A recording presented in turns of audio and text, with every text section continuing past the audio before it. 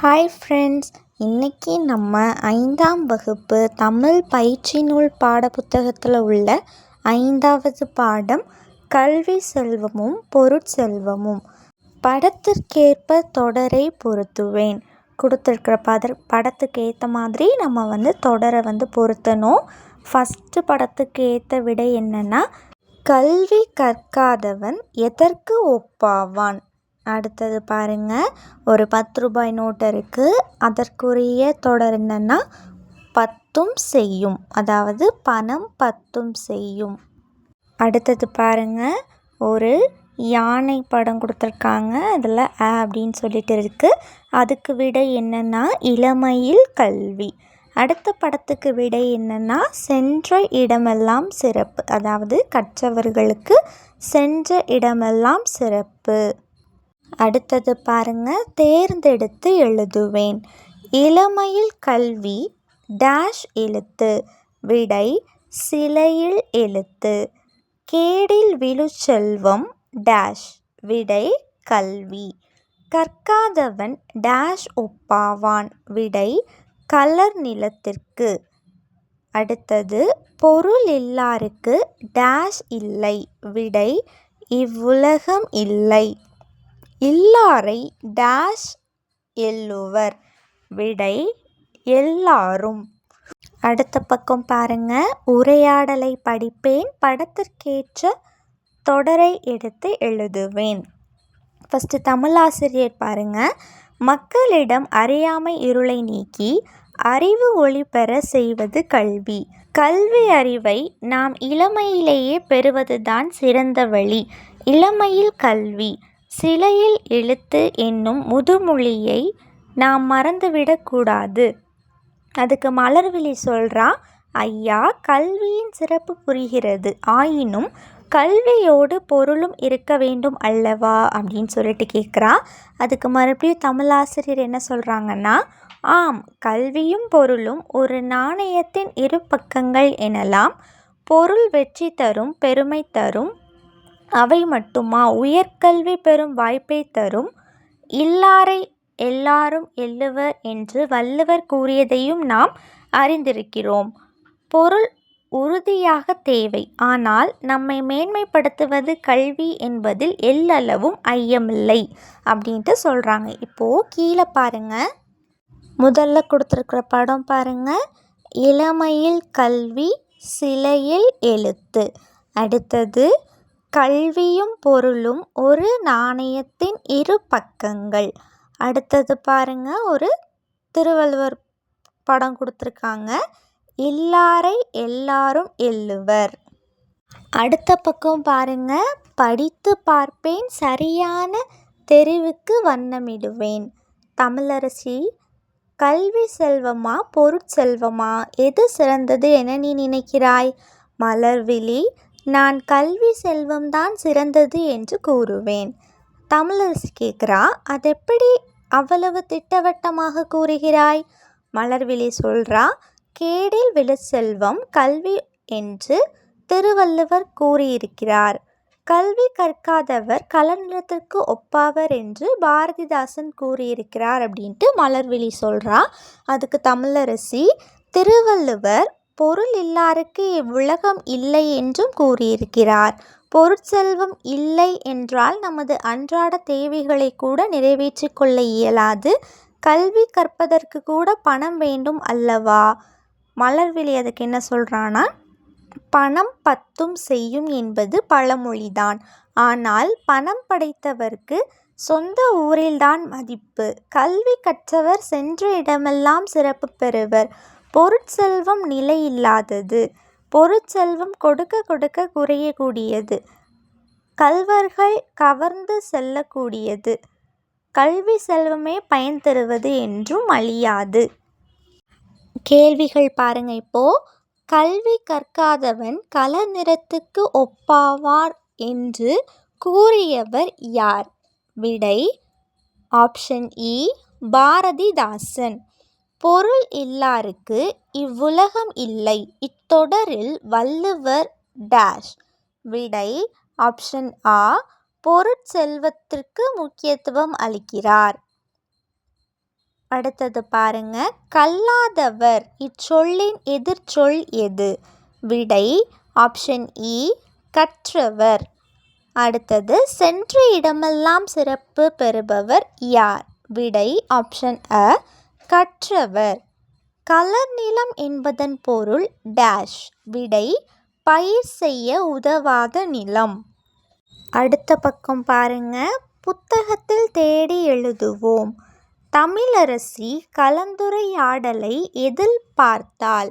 விடை தமிழரசி கலந்துரையாடலை தொலைக்காட்சியில் பார்த்தாள். கல்வியின் சிறப்பை பற்றி பேசியது யார்? விடை கல்வியின் சிறப்பை பற்றி பேசியது மலர்விழி. கல்வி குறித்து வள்ளுவர் பாரதிதாசன் கூறியவற்றை எழுதுக. கல்வி கற்காதவன் கலர் நிலத்திற்கு ஒப்பாவான். இதை பாரதிதாசன் சொல்லியிருக்காரு. கேடில் விழுச்செல்வம் கல்வி அப்படின்னு யார் சொல்லியிருக்கான்னா வள்ளுவர். அடுத்தது பாருங்க, தமிழாசிரியர் நாணயத்தை எதற்கு ஒப்பிட்டு கூறினார்? விடை தமிழாசிரியர் நாணயத்தை கல்விக்கும் பொருளுக்கும் ஒப்பிட்டு கூறினார். அடுத்த பக்கம் பாருங்க, படிப்பேன் பிழை திருத்தி எழுதுவேன். குரங்கு பழத்தை தின்றான். பிழை திருத்தி எப்படி எழுதணும்? குரங்கு பழத்தை தின்றது. அடுத்தது சிறுவர்கள் பள்ளியில் விளையாடினாள். திருத்தி எப்படி எழுதணும்? சிறுவர்கள் பள்ளியில் விளையாடினார்கள். அடுத்தது யானைகள் கரும்பை தின்றது. விடை யானைகள் கரும்பை தின்றன. கலா பாடல் பாடினாள். சரியா எப்படி எழுதணும்? கலா பாடல் பாடினாள். அடுத்தது பாருங்க, உரையாடலை படிப்பேன் பிழை திருத்தி எழுதுவேன்.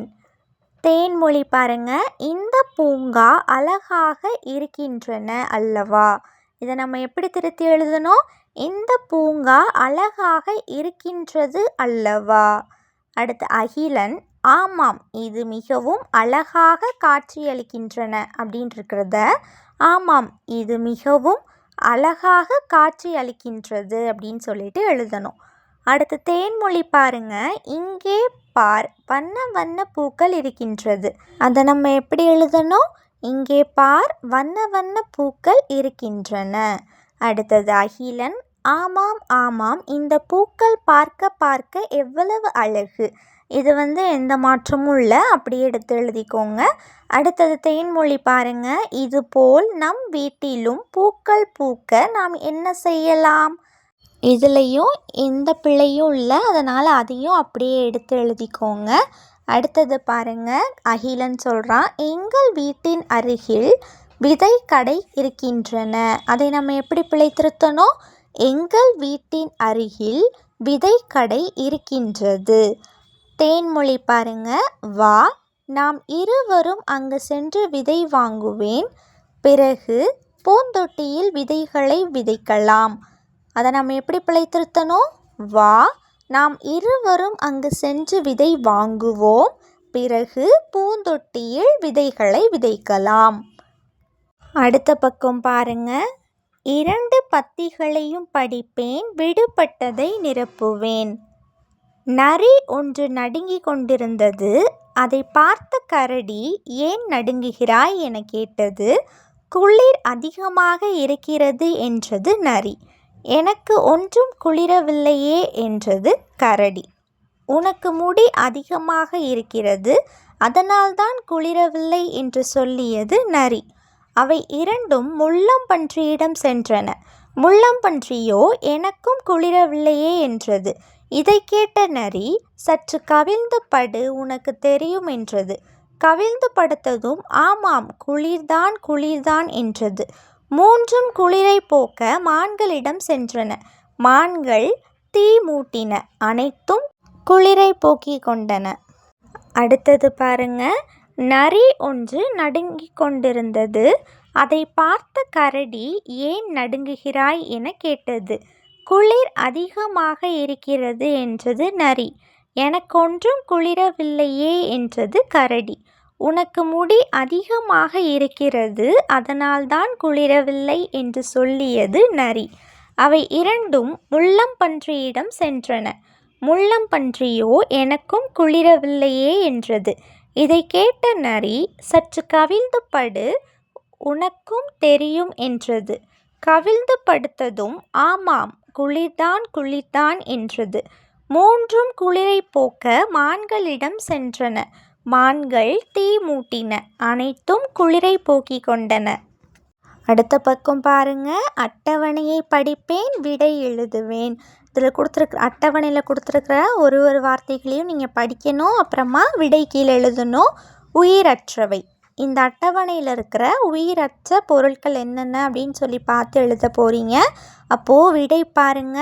மேடை, ஓசை, வடை, குகை, வாழை, விடை, மாலை, வீணை, கலை, நகை, கூடை, மேசை. அடுத்த தாவரங்களில் இருந்து கிடைப்பவை என்னென்னு பாருங்க. வாழை, மாலை, விதை, தென்னை, பனைமரம், எலுமிச்சை, வாழைத்தார், குடைமிளகாய், கற்றாழை, வெற்றிலை, முருங்கை. அடுத்த பக்கம் பாருங்க. படிப்பேன், மகிழ்வேன். பை, ஓசை, மெத்தை, வெண்டைக்காய். இது ஒன்னொன்னையும் நீங்கள் படிக்கணும். பை, மஞ்சள் பை, துணியாலான மஞ்சள் பை, ஆதிரையின் துணியாலான மஞ்சப்பை. அடுத்து ஓசை, குயில் ஓசை, இனிமையான குயில் ஓசை, தூரத்தில் இனிமையான குயில் ஓசை. மெத்தை, பஞ்சு மெத்தை, வண்ண பஞ்சு மெத்தை, தலையணையுடன் வண்ண பஞ்சு மெத்தை. அடுத்து வெண்டைக்காய், விளைந்த வெண்டைக்காய், நன்கு விளைந்த வெண்டைக்காய், வயலில் நன்கு விளைந்த வெண்டைக்காய். அடுத்தது படிப்பேன், சிறகடிப்பேன். இதையும் நீங்கள் படிக்கணும். அட அழகிய கனவு. அழகழகான வண்ணங்கள். தூரிகையை எடுத்தாள் வாணி, மீசை வரைந்தாள். பூனை வந்தது, வரிகளை வரைந்தாள். வரி குதிரை வந்தது, புள்ளிகளை வரைந்தாள். சிறுத்தை வந்தது, வெள்ளையை தொட்டால் அனைத்தும் மறைந்தன. அட அழகிய கனவு. அடுத்த பக்கம் பாருங்க. விரைவாக படிப்பேன், படித்த நேரத்தை குறிப்பேன். இங்கே கொடுத்துருக்கிற வார்த்தைகளை உங்களால் எவ்வளோ வேகமாக படிக்க முடியுமோ தப்பு இல்லாமல் அவ்வளோ வேகமாக படிச்சுட்டு 4 நேரம் படிக்கணும். ஒரு தடவை நீங்கள் படிக்கும் போது எவ்வளோ டைம் ஆச்சு அப்படின்னு சொல்லிட்டு இதில் நோட் பண்ணணும். ஓகேவா? படிக்க எடுத்துக்கொண்ட நேரம்: அடக்கம், கடக்க, கல்வி, அறிவிலர், இடமெல்லாம், கல்வி செல்வமும், மடைத்தலை, உருமீன், மேன்மைப்படுத்துவது, நாணயத்தின் அப்படின்னு சொல்லிட்டு எவ்வளோ நேரம் உங்களுக்கு படிக்க எடுத்துக்கிட்டீங்க அப்படின்னு சொல்லிட்டு நீங்கள் இதில் எழுதணும். அடுத்தது பாருங்க. விரைவாக படிப்பேன், படித்த நேரத்தை குறிப்பேன். இதுவும் அதே மாதிரி தான்.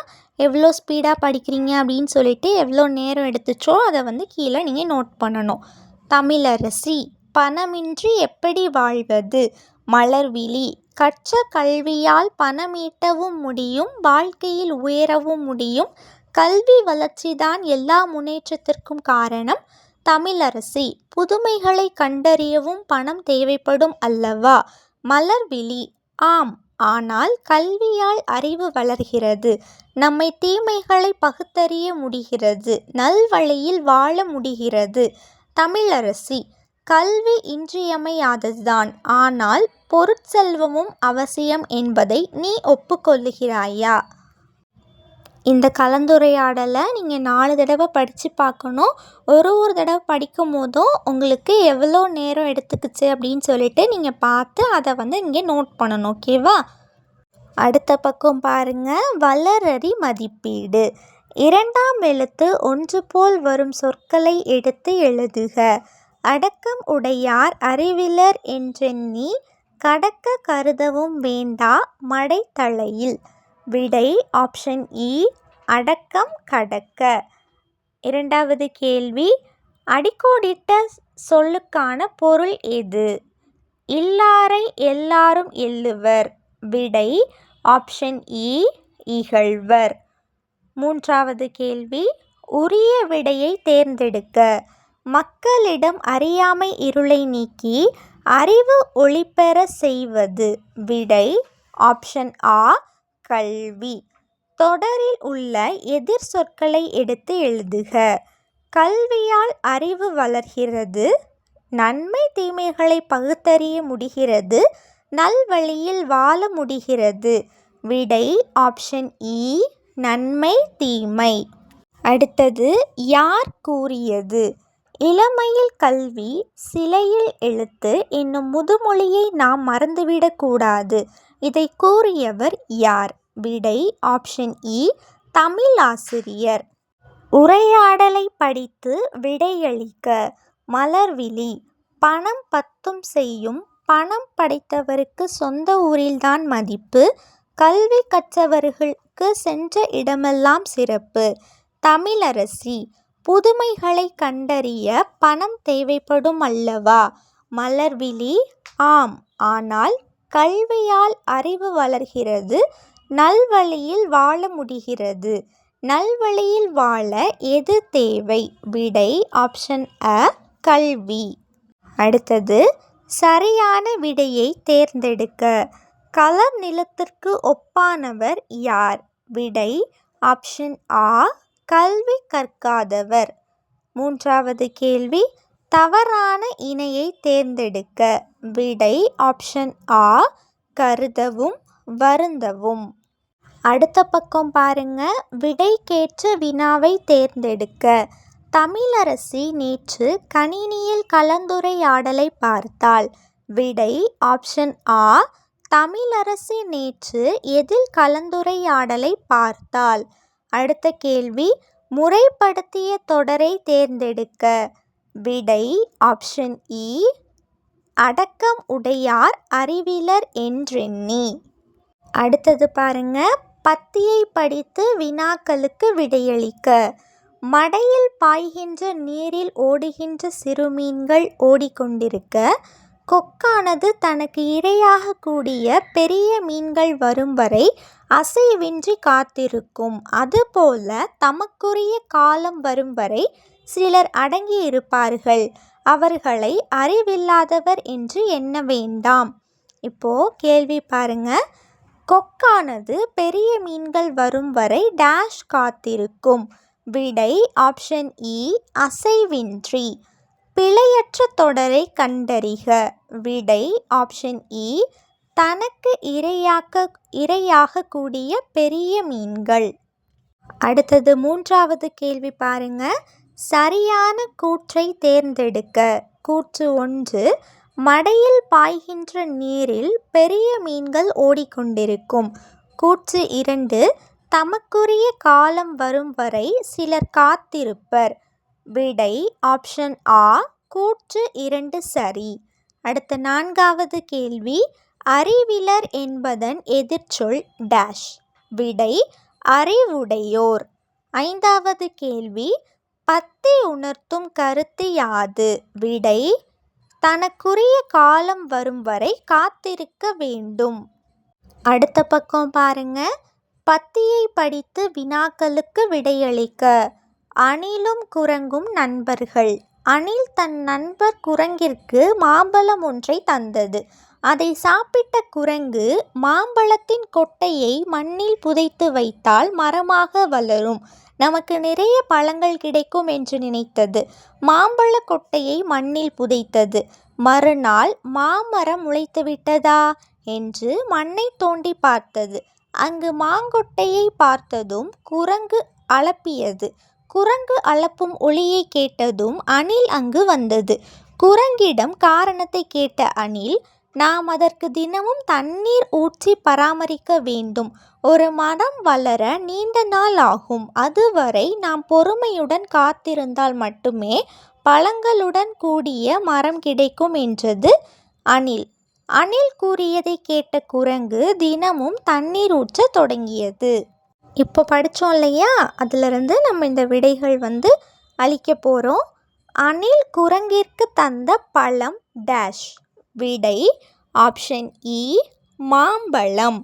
இரண்டாவது கேள்வி குரங்கு அலப்பும் என்பது டேஷ். விடை ஆப்ஷன் ஆ ஒளிமரபு.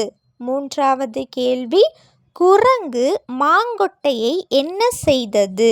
விடை ஆப்ஷன் அ மண்ணில் புதைத்தது. அடுத்தது 4வது கேள்வி பாருங்க.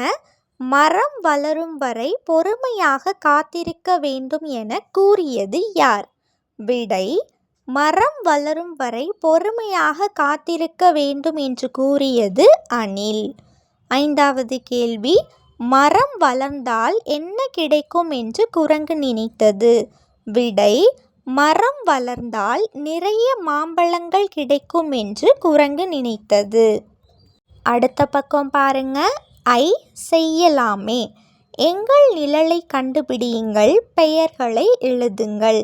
பாருங்க, வரி குதிரையை அதோட நிழல் கூட இணைச்சிட்டு வரி குதிரை அப்படின்னு சொல்லி எழுதியிருக்காங்க. அதே மாதிரி நம்ம மீதி எல்லாத்தையுமே எழுத போகிறோம். ஃபஸ்ட்டு புலி பாருங்க, புலியோட நிழல் கூட நம்ம இணைச்சிட்டு புலி அப்படின்னு சொல்லி எழுதுகிறோம். அதே மாதிரி முதலையை அதோட நிழலோட இணைச்சிட்டு முதலை அப்படின்னு சொல்லி எழுதிக்கோங்க. அடுத்தது கரடி, கரடியோட இணைச்சிட்டு கரடி அப்படின்னு சொல்லி எழுதிக்கோங்க. அடுத்தது ஒட்டகச்சிவிங்கி பாருங்கள், அதோட நிழல் கூட இணைச்சிட்டு ஒட்டகச்சிவிங்கி அப்படின்னு சொல்லி எழுதிக்கோங்க. அதே மாதிரி பன்றி, பன்றியை அது கூட இணைச்சிட்டு பன்றி அப்படின்னு சொல்லி எழுதிக்கோங்க. அதுக்கப்புறமா காண்டாமிருகம், அதையும் அது கூட இணைச்சிட்டு காண்டாமிருகம் அப்படின்னு சொல்லி எழுதிக்கோங்க. அடுத்தது பாருங்க. விடுபட்ட எழுத்துக்களை நிரப்பி எங்களின் பெயர்களை கண்டுபிடிங்களேன். குரங்கு, சிங்கம், சிறுத்தை. அதாவது கீழே உள்ள கேள்வியை ஃபஸ்ட்டு நீங்கள் பார்க்கணும். ஒரே எழுத்தை முதலிலும் முடிவிலும் கொண்ட விலங்கு குரங்கு. தமிழ் மாதத்தை தன் பெயரில் கொண்ட விலங்கு சிறுத்தை. தங்கம் என்னும் சொல்லுக்கு ஒத்த ஓசையுடைய சொல்லை பெயராக கொண்ட விலங்கு சிங்கம். இதை அந்த கட்டத்திலையும் நிரப்பிடுங்க. இந்த டேஷ்லையும் சரியான விடையை எழுதிக்கோங்க. அடுத்த பக்கம் பாருங்க. நாங்கள் யார் தெரியுமா? எங்களுக்கு வரிகள் இருக்கும். விடை வரி குதிரை, புலி. எங்களுக்கு திமில் இருக்கும். விடை ஒட்டகம், காளை மாடு. எங்களுக்கு கொம்புகள் இருக்கும். விடை மான், எருமை. அடுத்தது பாருங்க. என்னை பற்றி ஒரு பாடல் எழுதுங்களேன். பூனையை பற்றி ஒரு பாட்டு எழுத சொல்லியிருக்காங்க. மியாவ் மியாவ் பூனை நான், மீசையுள்ள பூனை நான், வீட்டில் நானும் வளர்வேனே, பாலை நன்றாய் குடிப்பேனே, பல நிறங்களில் இருப்பேனே, என்னிடம் வேறுபாடு ஒன்றும் கிடையாதே. ஓகே ஃப்ரெண்ட்ஸ், இதே மாதிரி நிறைய வீடியோஸ் பார்க்க நம்ம சேனலை சப்ஸ்கிரைப் பண்ணிக்கோங்க. இந்த வீடியோ உங்களுக்கு பிடிச்சிருந்துச்சுன்னா லைக் பண்ணிக்கோங்க. உங்கள் ஃப்ரெண்ட்ஸுக்கும் ஷேர் பண்ணுங்கள். தேங்க்யூ.